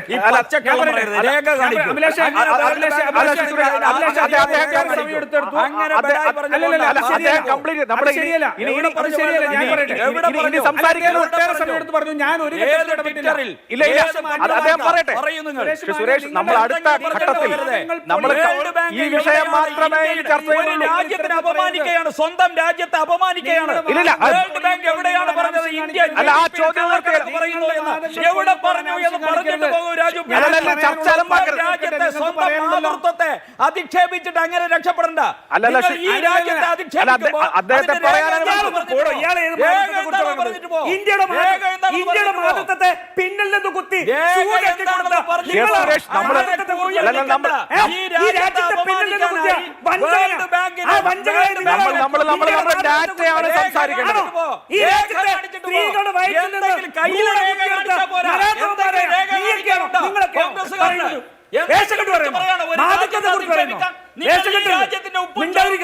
ജീവിക്കുന്നവനല്ലേ ഈ രാജ്യത്തിന് ആട്ടി ഓടിച്ചു എന്ന് പറഞ്ഞ് ഈ രാജ്യത്തിന് അധിക്ഷേപിക്കണോ? വേൾഡ് ബാങ്കിന്റെ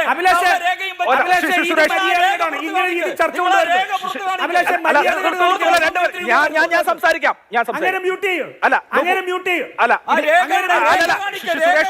സുരേഷ്, കുറെ കാര്യങ്ങൾ നമുക്ക് സംസാരിക്കാനുണ്ട്, ഡേറ്റ സംസാരിക്കാനുണ്ട്. ഇപ്പൊ താങ്കൾ അങ്ങനെ ഒരു രേഖ ഇല്ല എന്ന് താങ്കളുടെ ക്വസ്റ്റ്യൻ റൈസ് ചെയ്തല്ലോ, ആ ക്വസ്റ്റ്യൻ അവിടെ നിൽക്കുന്നുണ്ട്. ഇനി നമുക്ക് തർക്കം വേണ്ട. ശ്രീ രാജു പി നായർ, താങ്കളുടെ പോയിന്റ് തുടരൂ. അഭിലാഷ, അതിന്റെ രേഖ ഞാൻ തരാം. ഞാൻ പറയുന്നത് കൃത്യമായ രേഖകളുടെ അടിസ്ഥാനത്തിലാണ് ഞാൻ നിൽക്കട്ടെ. ഇനി പറഞ്ഞ കള്ളം നോക്കൂ. എപ്പോഴാണ് അഭിലാഷ് ലളിത് മോഡി ഇന്ത്യ വിട്ടുപോയത്? 2009 വേൾഡ് കപ്പ് ഉൾപ്പെടെ BCCI നടത്തിയ അട്ടിമറിയുടെയും സാമ്പത്തിക തെളിവുകളുടെയും അടിസ്ഥാനത്തിൽ ഇന്ത്യ ഗവൺമെന്റ് നടപടിയെടുത്തപ്പോൾ 2010 ലളിത് മോദി രാജ്യം വിട്ടുപോയി. ഇങ്ങനെ എന്താ പറഞ്ഞത്? പച്ചക്കള്ളം വന്നിരുന്ന് പറയല്ലേ? നരേന്ദ്രമോദി വന്നപ്പോ പിന്നെ നിൽക്കാൻ കഴിയില്ലാത്തതുകൊണ്ട് ഇത് സമ്മതിക്കില്ല. ശരി, ശ്രീ രാജു പി നായർ സംസാരിക്കൂ. ശരി ശരി ശരി ശരി. പിന്നെ നീരവ് മോദി എപ്പോഴാ പോയത്? 2017 നീരവ് മോദിക്കെതിരെ കേസ് വരുന്നത്. പഞ്ചാബ് നാഷണൽ ബാങ്കിന്റെ കേസ് വരുന്നത് 2018 നരേന്ദ്രമോദി നോക്കി നിൽക്കുമ്പോൾ രാജ്യം വിട്ടുപോയ കുറ്റവാളിയാണ്. എപ്പോഴാണെന്നറിയോ?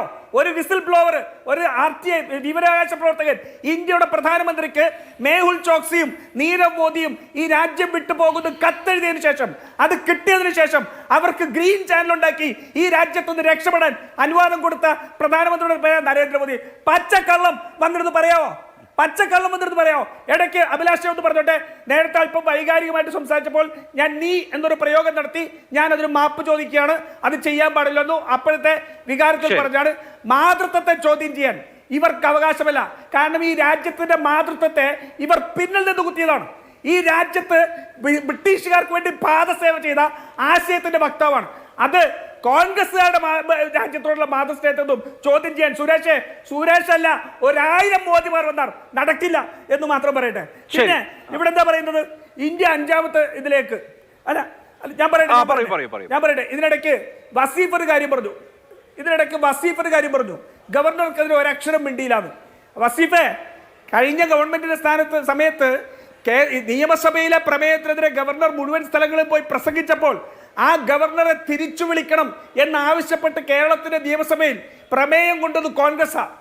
അന്ന് ആ കോൺഗ്രസിന്റെ പ്രമേയത്തെ എതിർത്ത് വോട്ട് ചെയ്ത് പരാജയപ്പെടുത്ത പാർട്ടിയുടെ പേരാണ് CPM. അന്ന് AK ബാലൻ പറഞ്ഞത് പ്രതിപക്ഷം ഗവർണറെ തൊടാമെന്ന് വ്യാമോഹിക്കേണ്ടെന്ന് പറഞ്ഞത്. അത്രേ ഞാൻ പറയുന്നുള്ളൂ. BJPക്കെതിരായിട്ടുള്ള ചർച്ചയിൽ CPM-നെതിരെ കൂടുതൽ പറയാൻ എനിക്ക് താല്പര്യമില്ല. ഇനി ഒരു കാര്യം കൂടി പറയട്ടെ അഭിലാഷേ, സ്വർണ്ണക്കള്ളക്കടത്ത് കേസ് എന്തായിരുന്നു? സ്വർണ്ണക്കള്ളക്കടത്ത് കേസ് ഏറ്റവും പ്രധാനപ്പെട്ട അതിന്റെ മൊഴി എന്ന് പറയുന്നത്, ഒരു ബാഗ് ഇവർ ഡിപ്ലോമാറ്റിക് ചാനലിലൂടെ കൊണ്ടുപോയി. പിണറായി വിജയൻ ആ ബാഗ് എടുക്കാൻ മറന്നു. അത് ഡിപ്ലോമാറ്റിക് ചാനലിലൂടെ പിന്നെ കൊണ്ടുപോയി. അത് സ്കാൻ ചെയ്തപ്പോൾ അതിനകത്ത് കറൻസി ആയിരുന്നു. ആ കറൻസി കണ്ടപ്പോൾ സ്വപ്ന സുരേഷിന് മനസ്സിലായി ഞങ്ങളുടെ കൂടെ കള്ളക്കടത്ത് നടത്താൻ പറ്റിയ ആളാണ് പിണറായി വിജയൻ എന്ന് അവർക്ക് മനസ്സിലായി. ഇതല്ലേ കസ്റ്റംസിന് കൊടുത്ത മൊഴി? ഇതല്ലേ EDക്ക് കൊടുത്തിരിക്കുന്ന മൊഴി? ഇതല്ലേ NIA കൊടുത്തിരിക്കുന്ന മൊഴി? ആ മൊഴിയെ സാധൂകരിച്ചുകൊണ്ട് സ്വപ്ന സുരേഷിനെ വിടൂ. ആ മൊഴിയെ സ്വാധീനിച്ചുകൊണ്ട് ഈ ശിവശങ്കർ മൊഴി കൊടുത്തല്ലോ, അത് സത്യമാണ്. ഒരു ബാഗ് മറന്നു വെച്ചിരുന്നു, അത് ഡിപ്ലോമാറ്റിക് ചാനലിലൂടെ കൊണ്ടുവന്നു സ്വപ്ന സുരേഷ് ഈ മൊഴിയെ ശിവശങ്കർ. പക്ഷേ അതിൽ ക്യാഷ് ഉണ്ടായിരുന്നു എന്ന് ശിവശങ്കറിന്റെ മൊഴിയിൽ ഇല്ല കേട്ടോ. അല്ലെങ്കിൽ കേൾക്കുന്ന ആളുകൾക്ക് തെറ്റിദ്ധാരണ ഉണ്ടാവും. അല്ലല്ല, ക്യാഷ് പോട്ടെ. അതിനകത്ത് ഈ വിദേശ സന്ദർശനത്തിന് പോകുമ്പോൾ ഇവര് നേരത്തെ കൊണ്ടുപോകാൻ മറന്നുപോയ ഒരു എന്താ പറയാ, നമ്മള് മൊമെന്റ് നമ്മൾ സാധാരണ കൊടുക്കില്ലേ, ഉപഹാരം, ഇവിടുന്ന് കൊണ്ടുപോയ ആ സാധനം ആദ്യം കൊണ്ടുപോകാൻ മറന്നുപോയി, അതിനുശേഷം ഇത് കൊണ്ടുപോയി എന്ന് പറഞ്ഞിരുന്നു. രണ്ടും കൂടി മിങ്കിൾ ചെയ്ത് ഒരുമിച്ചാക്കിയിട്ട് രണ്ടും ഒന്നാന്ന് പറയരുത്. അല്ല അഭിലാഷേ, സ്വപ്ന സുരേഷിന്റെ മൊഴി അതിനകത്ത് കറൻസി ഉണ്ടായിരുന്നു എന്നുള്ളതാണ്. അത് സ്കാൻ ചെയ്തപ്പോൾ ശിവശങ്കർ അത്തരത്തിലൊരു ബാഗ് ഉണ്ടായിരുന്നു എന്ന് സമ്മതിച്ചിട്ടുണ്ട്. എൻ്റെ ചോദ്യം സുരേഷിനോട് സ്ട്രെയിറ്റ് ചോദ്യമാണ്. പിണറായി വിജയൻ ഇത്തരത്തിലൊരു ബാഗ് ഉണ്ടായിരുന്നു, ആ ബാഗ് പിന്നീട് ഡിപ്ലോമാറ്റിക് ചാനലിലൂടെ കൊണ്ടുപോയി എന്ന് പറഞ്ഞിട്ട് ഈ രാജ്യത്തെ അന്വേഷണ ഏജൻസികൾ പിണറായി വിജയന് ഒരു ഇമെയിൽ അയച്ച് നിങ്ങൾക്ക് ഇത്തരത്തിലൊരു ബാഗ് ഉണ്ടായിരുന്നു, നിങ്ങൾ മറന്നു വെച്ചതിന് ശേഷം ഡിപ്ലോമാറ്റിക് ചാനലിലൂടെ കൊണ്ടുപോയി എന്ന് പറയുന്നു, അതിനകത്ത് കറൻസി ഉണ്ടായിരുന്ന ആരോപണമുണ്ട്, എന്താ നിങ്ങൾക്ക് പറയാനുള്ളതെന്ന് ഒരു ഇമെയിൽ അയച്ചു ചോദിച്ചിട്ടുണ്ടോ? സുരേഷ്, ഞങ്ങളുടെ ആഗ്രഹം അറസ്റ്റ് ചെയ്യണം എന്നാണൊക്കെ പറഞ്ഞത്. നിങ്ങൾ അറസ്റ്റ് ചെയ്യണ്ടപ്പാ, നിങ്ങളൊന്ന് വിളിച്ചെടുത്ത് ചോദ്യം ചെയ്. നിങ്ങൾ പി ചിദംബരത്തിനെ രാത്രി മതിൽ ചാടിക്കടന്ന് അറസ്റ്റ് ചെയ്തില്ലേ? മനീഷ് സിസോദിയ ഇപ്പോഴും ജയിലിലല്ലേ? അരവിന്ദ് കെജ്രിവാളിനെ ചോദ്യം ചെയ്യാൻ വിളിപ്പിച്ച് അദ്ദേഹത്തെ അറസ്റ്റ് ചെയ്യാൻ പോവല്ലേ? DK ശിവകുമാറിനെ അറസ്റ്റ് ചെയ്തില്ലേ? പിന്നെ ആരെയൊക്കെയാ നിങ്ങൾ ചെയ്യാത്തത്? ഇവരെല്ലാം നിങ്ങൾ പൂട്ടാൻ നോക്കിയില്ലേ? എന്താ ഈ ബാഗിന്റെ കാര്യത്തിൽ ഈ ബാഗ് നിങ്ങളുടേതായിരുന്നോ എന്നൊരു ചോദ്യം പോലും ചോദിക്കാൻ ഇന്ത്യയിലെ അന്വേഷണ ഏജൻസികൾ തയ്യാറല്ലാത്തത് അതിന്റെ ഏറ്റവും വലിയ ഉദാഹരണമാണ് തൃശ്ശൂർ ഇന്നലെ നടന്നത്. ഏറ്റവും വലിയ ഉദാഹരണമാണ് തൃശ്ശൂർ ഇന്നലെ ചേർന്ന് കോൺഗ്രസിനെ പരാജയപ്പെടുത്താൻ നടത്തുന്ന നാടകമാണ്. ശരി, ഓക്കെ.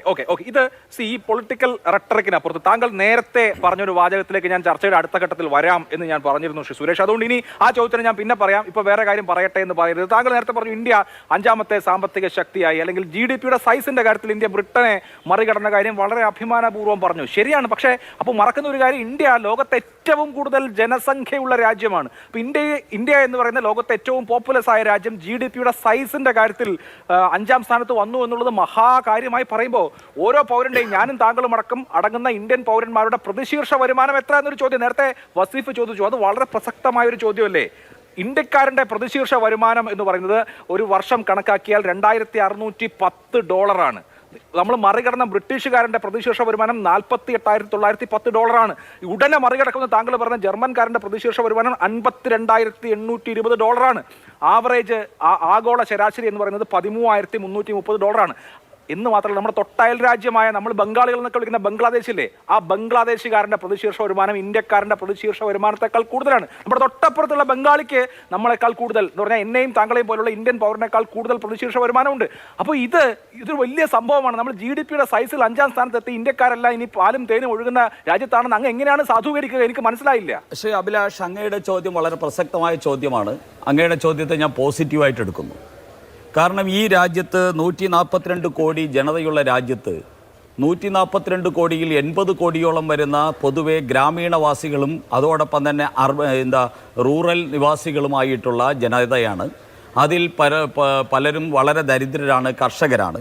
ഇങ്ങനെയുള്ള ജനങ്ങൾ 80 കോടിയോളം വരുന്ന ജനങ്ങളുടെ പ്രതിശീർഷ വരുമാനം 9 വർഷം കൊണ്ടോ 7 വർഷം കൊണ്ടോ ഒന്നും ഒരുമിച്ച് വർദ്ധിപ്പിക്കാൻ സാധിക്കുന്നതല്ല എന്ന് അങ്ങേക്കും അറിയാം, ലോകത്തുള്ള എല്ലാ സാമ്പത്തിക വിശാരദന്മാർക്കും അറിയാം. അതുകൊണ്ടാണ് നരേന്ദ്രമോദി സർക്കാർ ആ സർക്കാരിൻ്റെ പദ്ധതികൾ ഏറ്റവും താഴേക്ക്, മഹാത്മാഗാന്ധി പറഞ്ഞതുപോലെ അന്ത്യോദയ, ഏറ്റവും പിന്നോക്കം നിൽക്കുന്നവന് ആദ്യം വീട് വെച്ച് കൊടുക്കുക, അവന് കാർഷിക വർഷം തോറും 6000 രൂപ കൊടുക്കുക, അവൻ്റെ ആരോഗ്യ സുരക്ഷാ പദ്ധതിക്ക് വേണ്ടിയുള്ള 5 ലക്ഷം രൂപയുടെ ഇൻഷുറൻസ് കൊടുക്കുക, അവന് സ്വനിധി കൊടുക്കുക, തട്ടുകടക്കാരെ ഉന്തുവണ്ടി വലിച്ചു കൊണ്ടുപോകുന്നവർക്ക് തൊട്ടപ്പുറത്തെ ബാങ്കിൽ പോയിട്ട് ആദ്യം 10,000 രൂപ, പിന്നെ 20,000 രൂപ, പിന്നെ 50,000 രൂപ, അങ്ങനെ അവനത് കൊടുക്കുക. യുവാക്കൾക്ക് മുദ്രാ ലോൺ കൊടുത്ത് അവന് സ്വയം സംരംഭങ്ങൾ ആരംഭിക്കാനുള്ള പരിശീലനം കൊടുക്കുക. മേക്ക് ഇൻ ഇന്ത്യ പദ്ധതിയിലൂടെ ലോകത്തുള്ള വൻകിട സ്ഥാപനങ്ങൾ, ആപ്പിളും സാംസങ്ങും ഉൾപ്പെടെയുള്ള സ്ഥാപനങ്ങൾ മുഴുവൻ ഇവിടെ അവരുടെ മാനുഫാക്ചറിങ് യൂണിറ്റ് തുടങ്ങിപ്പിക്കുക, ഇവിടെ അവർ ജോലി കൊടുക്കുക, ഇവിടുത്തെ റിസോഴ്സ് അവർ ഉപയോഗിക്കുക. അതോടൊപ്പം തന്നെ കളിപ്പാട്ടങ്ങൾ, ചൈനയിൽ നിന്ന് ഇറക്കുമതി ചെയ്തുകൊണ്ടിരുന്ന കളിപ്പാട്ടങ്ങൾ ഉൾപ്പെടെ നിരോധിച്ചുകൊണ്ട് ഇന്ത്യയിലെ കുടിലുകളോട് നിങ്ങൾ കളിപ്പാട്ടം ഉണ്ടാക്കാൻ ആവശ്യപ്പെടുക. ഇപ്പോഴത്തെ ദീപാവലിക്കുണ്ടാക്കിയ പടക്കം, മുമ്പ് ചൈനയിൽ നിന്ന് വന്നുകൊണ്ടിരുന്ന പടക്കം നിരോധിച്ചിട്ട് ഇന്ത്യയിലെ സാധാരണ ഗ്രാമീണനോട് പടക്കമുണ്ടാക്കാൻ പറയുക. അങ്ങനെ പടക്കം മുതൽ കളിപ്പാട്ടം മുതൽ ഉന്നതമായിട്ടുള്ള ചന്ദ്രയാൻ പദ്ധതി വരെ അതോടൊപ്പം തന്നെ വിമാനവാഹിനി കപ്പലുകൾ വരെ ഉള്ളത് ഇന്ത്യനൈസ് ചെയ്തുകൊണ്ട് ഞാൻ പറഞ്ഞു. ഏത് സർക്കാരിന്റെ കാലത്താണ് ഈ പറഞ്ഞതുപോലെ ഇന്ത്യയിലെ ഇപ്പോൾ താങ്കൾ പറഞ്ഞ അന്ത്യോദയ എന്ന കൺസെപ്റ്റ് മഹാത്മാഗാന്ധിയുടെ സങ്കല്പമാണ്? അത് ഏത് സർക്കാരാണ് നടപ്പാക്കാത്തത്? നമുക്ക് കമ്പയർ ചെയ്യാം. അതിനകത്തൊരു പ്രധാനപ്പെട്ട കാര്യമുള്ളത്, ഇപ്പൊ നമ്മൾ വിവിധ സർക്കാരുകളെ, താങ്കളാണ് സാമ്പത്തിക വളർച്ചയുടെ GDP ഗ്രോത്ത് റേറ്റിന്റെ കാര്യം പറഞ്ഞത്. ഏറ്റവും അധികം GDP ഗ്രോത്ത് റേറ്റ് ഉണ്ടായത് ഏത് കാലഘട്ടത്തിലാണ്? അഭിലാഷ്, സാമ്പത്തികത്തിന്റെ ഏറ്റവും അടിസ്ഥാനം വാങ്ങൽ ശേഷിയാണ്. വാങ്ങൽ ശേഷിയാണ്. ഞാൻ പറഞ്ഞോട്ടെ, ഞാൻ പറഞ്ഞു വരുന്ന പോയിന്റ് പൂർത്തിയാക്കാൻ അനുവദിക്കാതിരിക്കരുത്. ഞാൻ ഇന്ററപ്റ്റ് ചെയ്ത ഒരു പോയിന്റ് പറയാനാണ്. പോയിന്റ് എന്ന് പറയുന്നത് സുരേഷ് നോക്കൂ, ഇപ്പോ വാജ്പേയിയുടെ 5 വർഷം 99 മുതൽ 2004 വരെയുള്ള ആവറേജ് 5 വർഷത്തെ GDP ഗ്രോത്ത് റേറ്റ് 5.8 ആണ്. എന്നാൽ മൻമോഹൻ സിംഗിന്റെ 10 വർഷമോ നരേന്ദ്രമോദിയുടെ 10 വർഷമോ നരേന്ദ്രമോദിയുടെ 10 വർഷം എന്ന് പറയുന്നത് 5.8 മാത്രമാണ്. 25 കൊല്ലത്തെ താരതമ്യം ചെയ്താൽ മൻമോഹൻ സിംഗിന്റെ തട്ടാണ് മുകളിലിരിക്കുക. ശ്രീ അഭിലാഷ്, അങ്ങ് എന്ത് അബദ്ധമാ പറയുന്നത്? ഞാൻ പറയുന്നത് അഭിലാഷം പറയുന്നത് ഈ രാജ്യത്ത് ഇത്രയും വലിയ ജനസംഖ്യ ഉണ്ടായത് നരേന്ദ്രമോദി സർക്കാർ വന്നതിന് ശേഷമാണ്. അതുകൊണ്ട് ആ ജനസംഖ്യ ക്രയവിക്രയം നടത്തി കഴിഞ്ഞാൽ അതുകൊണ്ടുണ്ടാകുന്ന സ്വാഭാവികമായിട്ടുള്ള ഗ്രോത്ത് ആണ് എന്നൊക്കെ ഇത്രയും അബദ്ധങ്ങൾ നിങ്ങളെ പോലെയുള്ളവർ പറയാമോ?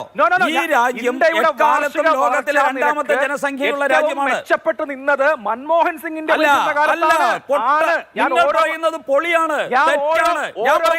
ഞാൻ പറയട്ടെ ആ വർഷമൊക്കെ എടുത്ത് കളഞ്ഞേക്കുന്നേ. ഞാൻ പറയട്ടെ ശേഷം അതിന് പ്രസക്തി ഉണ്ടെങ്കിൽ അങ്ങ് പറഞ്ഞോളൂ. ഞാൻ പറയുന്നത് ഈ രാജ്യത്ത് 142 കോടി ജനതയും ലോകത്തിലെ 2ാമത്തെ ജനസംഖ്യയുമായിട്ട് ഈ രാജ്യം മാറിയത് നരേന്ദ്രമോദി വന്നതിന് ശേഷമല്ല. അതിനു മുമ്പും ഈ രാജ്യത്ത് ജനസംഖ്യയുണ്ട്. ഈ രാജ്യത്തിലെ ജനങ്ങൾക്ക് ഈ പണം ചെലവഴിക്കാനുള്ള ക്രയശേഷി കുറവായിരുന്നു. അത് കൂട്ടിയത് കൊണ്ട് നരേന്ദ്രമോദി സർക്കാർ ഈ രാജ്യത്ത് ആ രീതിയിലുള്ളൊരു ഫ്ലോ ഉണ്ടാക്കി എന്നുള്ളത് വസ്തുത നിങ്ങൾ അംഗീകരിച്ചേ പറ്റൂ. Point number 1. 2ാമത്തെ പോയിന്റ് എന്താ? നിങ്ങൾ മൻമോഹൻ സിംഗിനെ കുറിച്ച് പറയുന്നു. നിങ്ങൾ അതിനു മുമ്പ് നരസിംഹറാവുവിനെ കുറിച്ച് പറഞ്ഞോളൂ. നിങ്ങൾ അതിനു മുമ്പ് ഇന്ദിരാഗാന്ധിയെ കുറിച്ച് പറഞ്ഞോളൂ. ഞങ്ങൾക്ക് വിരോധമില്ല. അവിടെയൊക്കെ GDP ഉയർന്നു നിന്നിട്ടുണ്ട് എന്നുള്ളത് ഞങ്ങൾ സമ്മതിക്കുന്നു. കാരണം അങ്ങനെ നിൽക്കുന്നതിൽ ഇന്ത്യക്കാരനെന്ന നിലയിൽ ഞാൻ കോൺഗ്രസ്സുകാരനെ പോലെയല്ല. ഞാൻ ഇന്ത്യയെ സ്നേഹിക്കുന്ന BJP-കാരനാണ്. ഞാൻ അഭിമാനിക്കുന്നു, സംശയമില്ല. പക്ഷേ നിങ്ങൾ മനസ്സിലാക്കേണ്ടത്, കോവിഡ് എന്ന് പറയുന്ന മഹാമാരി ലോകത്തെ മുഴുവൻ ഗ്രസിച്ച് ഇനി ഒരു ജീവിതം സമൂഹത്തിനില്ല എന്ന അതിഭീഷണമാർന്ന സാഹചര്യം ഉണ്ടായപ്പോൾ, ലോകത്ത് അമേരിക്കയുടെ ഉൾപ്പെടെ GDP കുത്തനെ കീപ്പോട്ട് പോയപ്പോൾ, ബ്രിട്ടനിൽ സാമ്പത്തിക അരാജകത്വം കൊണ്ട് പ്രധാനമന്ത്രിമാർ പോലും രാജിവെച്ച് പടിയിറങ്ങി പോകുന്ന സാഹചര്യം ഉണ്ടായപ്പോൾ, ലോകത്തെ പല രാജ്യങ്ങളും പാപ്പർ സൂട്ട് ഫയൽ ചെയ്ത് രക്ഷപ്പെട്ടു പോകുന്ന സാഹചര്യം ഉണ്ടായപ്പോഴാണ് ലോകത്ത് ഏറ്റവും വേഗതയുള്ള, ഏറ്റവും കുതിച്ചു കയറുന്ന GDP ആയിട്ട് ഇന്ത്യയുടേത് മാത്രം ഉയർന്നു നിൽക്കുന്നത് എന്ന് നിങ്ങൾ മനസ്സിലാക്കണം. തീർന്നില്ല. സ്വാഭാവികമാണ് ഈ ഉയർച്ച. തീർന്നില്ല. കോവിഡ് കാലഘട്ടത്തിൽ കാർഷിക വിളവെടുപ്പിൽ ഇന്ത്യയുടെ റെക്കോർഡ് വിളവെടുപ്പാണ് കഴിഞ്ഞ 3 പ്രാവശ്യമായിട്ട് ഇന്ത്യയിൽ നടന്നുകൊണ്ടിരിക്കുന്നത്. ഇന്ത്യയിലെ GDP-യിൽ ഏറ്റവും വലിയ സംഭാവന ചെയ്തിരിക്കുന്നത് കോവിഡ് കാലഘട്ടത്തിൽ കർഷകരാണ്. കർഷകർക്കാണ് കാർഷിക സമ്മാൻ നിധി നരേന്ദ്രമോദി നൽകുന്നത്. അവരുടെ സോയിൽ പരിവേഷണത്തിന് വേണ്ടി, സോയിൽ സംരക്ഷിക്കാൻ വേണ്ടിയുള്ള ഗ്യാരണ്ടി കാർഡുകൾ നൽകുന്നത്. കോവിഡിന് മുമ്പ് സുരേഷ് 6 കൊല്ലം നരേന്ദ്രമോദി ഇന്ത്യ ഭരിച്ചു. ആ 6 കൊല്ലത്തെ മുഴുവൻ ശരാശരി GDP റേറ്റ് എന്ന് പറയുന്നത് 6.8 ആണ്.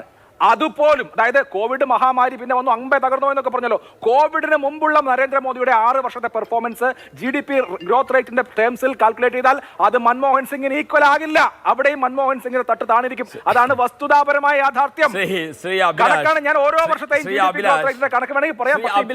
ശ്രീ അഭിലാഷ്, നിങ്ങൾ ഈ കോവിഡ് അനന്തര ലോകക്രമത്തിൽ ലോകത്തുള്ള മറ്റു രാജ്യങ്ങളുടെ GDP-യും അമേരിക്കയുടെയും ചൈനയുടെയും ജർമ്മനിയുടെയും ജപ്പാന്റെയും UK-യുടെയും GDP-യും ഇന്ത്യ എന്ന് പറയുന്ന നിങ്ങൾ ഇന്നലെ വരെ മൂന്നാം ലോക രാജ്യമെന്നും അവികസിത രാജ്യമെന്നും പ്രഖ്യാപിച്ചിരുന്ന ഇന്ത്യയുടെ GDP-യുമായിട്ടാണ് താരതമ്യം ചെയ്യേണ്ടത്. അങ്ങനെ താരതമ്യം ചെയ്യുമ്പോഴാണ് ഈ രാജ്യം ലോകത്ത് കുതിച്ചുയർന്ന് 5ാമത്തെ സാമ്പത്തിക ശക്തിയാകുന്നത്, അടുത്ത 3ാമത്തെ സാമ്പത്തിക ശക്തിയുടെ കുതിപ്പിലേക്ക് പോകുന്നത്. സാമ്പത്തിക തകർച്ചയാണ്. അവസാനിച്ചു. ശ്രീ വസീഫ്, താങ്കൾക്ക് ഒരു 30 സെക്കൻഡ് എന്തെങ്കിലും പറയാനുണ്ടെങ്കിൽ. അഭിലാഷ്, എനിക്കൊരു കാര്യം പറയാനുണ്ട്. ഞാൻ ആധികാരികമായിട്ട് അല്ല, അങ്ങനെ പോലെ BJP ഈ രാജ്യത്തെ ജനങ്ങളെ കബളിപ്പിച്ചുകൊണ്ട് കണക്കുകളുമായി വന്ന് വലിയ രീതിയിൽ വാഗ്ദാനങ്ങൾ പറഞ്ഞുകൊണ്ട് പോവുക എന്നല്ലാതെ, ഞാൻ നേരത്തെ സൂചിപ്പിച്ച ഇന്ത്യയിലെ ഈ യുവജനങ്ങൾക്ക് അർഹമായ തൊഴിൽ എന്ന് പറയുന്ന അവരുടെ സ്വപ്നം, അത് നിഷേധിക്കുന്ന സമീപനം സ്വീകരിക്കുന്നത്. പൊതുമേഖലാ സ്ഥാപനങ്ങൾ വിൽപ്പന നടത്തി 70% വരും വിൽപ്പനയിൽ അധികം വാങ്ങി പണം ഉണ്ടാക്കിയത് ഇവരാണ്. പറയുമ്പോ നിങ്ങള് പറയുന്ന വിഡ്ഢിത്തരങ്ങളൊക്കെ തൊഴിലില്ലായ്മ ഏറ്റവും വർദ്ധിച്ചിരിക്കുന്നത് DYFI കാരണമാണ്. ഇന്ത്യൻ റെയിൽവേയിൽ 4 ലക്ഷത്തോളം വേക്കൻസി ഉണ്ട്. 2,90,000 പേർക്ക് ഇന്ത്യൻ റെയിൽവേ ജോലി കൊടുത്തു. 4 ലക്ഷത്തോളം വേക്കൻസി ഉണ്ട്. നരേന്ദ്രമോദി കഴിഞ്ഞ 6 മാസമായിട്ട് 4.5 ലക്ഷം ആൾക്കാർക്ക് ജോലി കൊടുത്തു കഴിഞ്ഞു. ഇന്ത്യൻ പാർലമെന്റിൽ നിങ്ങൾ പറഞ്ഞ മറുപടിയാ. 1.5 ലക്ഷം തസ്തിക എന്നേക്കുമായി ഇല്ലാതെയാക്കി BSNL-ൽ. 1.5 ലക്ഷം തസ്തികകൾ എന്നേക്കുമായി BSNL ഇല്ലാതാക്കി. മറ്റൊരു കാര്യം ചോദിക്കട്ടെ സുരേഷ് ജി, ഇപ്പൊ ഈ കേരളത്തിലെയും ഇന്ത്യയിലെയും ഒക്കെ കാര്യം തന്നെയാ. ഇന്ത്യയിൽ പ്രായമുള്ളവർക്ക് 60 വയസ്സ് കഴിഞ്ഞവർക്ക് ട്രെയിനിൽ ഒരു ആനുകൂല്യം ഉണ്ടായിരുന്നു. നിങ്ങൾ പെൻഷനെ കുറിച്ചും മറിയക്കുട്ടിയെ കുറിച്ചൊക്കെ പറയുകയാണല്ലോ, മറിയക്കുട്ടിയെ കൊണ്ടുവന്ന് ഇരുത്തുകയാണല്ലോ. 60 വയസ്സ് കഴിഞ്ഞവന് ട്രെയിൻ യാത്ര നടത്തുമ്പോൾ 50%, 40% ഇളവുണ്ടായിരുന്നു. 2222 കോടി രൂപയാണ് ആ ഇളവ് നിർത്തിയതിന്റെ പേരിൽ നിങ്ങൾ ഈ ഇന്ത്യൻ റെയിൽവേ ലാഭമായി അധികമായി വരുമാനം അവിടെ കുമിഞ്ഞുകൂട്ടി വെച്ചത്. നിങ്ങൾ ഈ ആനുകൂല്യം എന്താ പുനഃസ്ഥാപിക്കാത്തത്? സീനിയർ സിറ്റിസൺസിനുള്ള ഈ റെയിൽവേ പുനഃസ്ഥാപിക്കാത്തത്?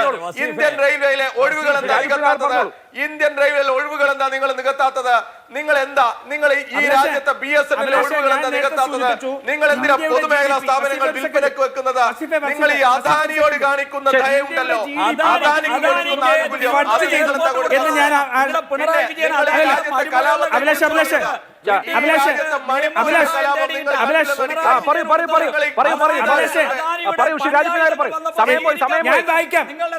സുരേഷ് ഒന്ന് കേട്ടോ. In 2015, the base year of the GDP calculation was changed from 2004-5 to 11-12 significantly, raising the GDP growth rate from the earlier estimate. 3 പാനലിസ്റ്റുകൾക്ക് നന്ദി. നമുക്ക് GDP യെ കുറിച്ച് വിശദമായ ഒരിക്കൽ കൂടി ഒരു ചർച്ച വെക്കാം. സൂപ്പർ പ്രൈം ടൈം അവസാനിക്കുന്നു. നമസ്കാരം.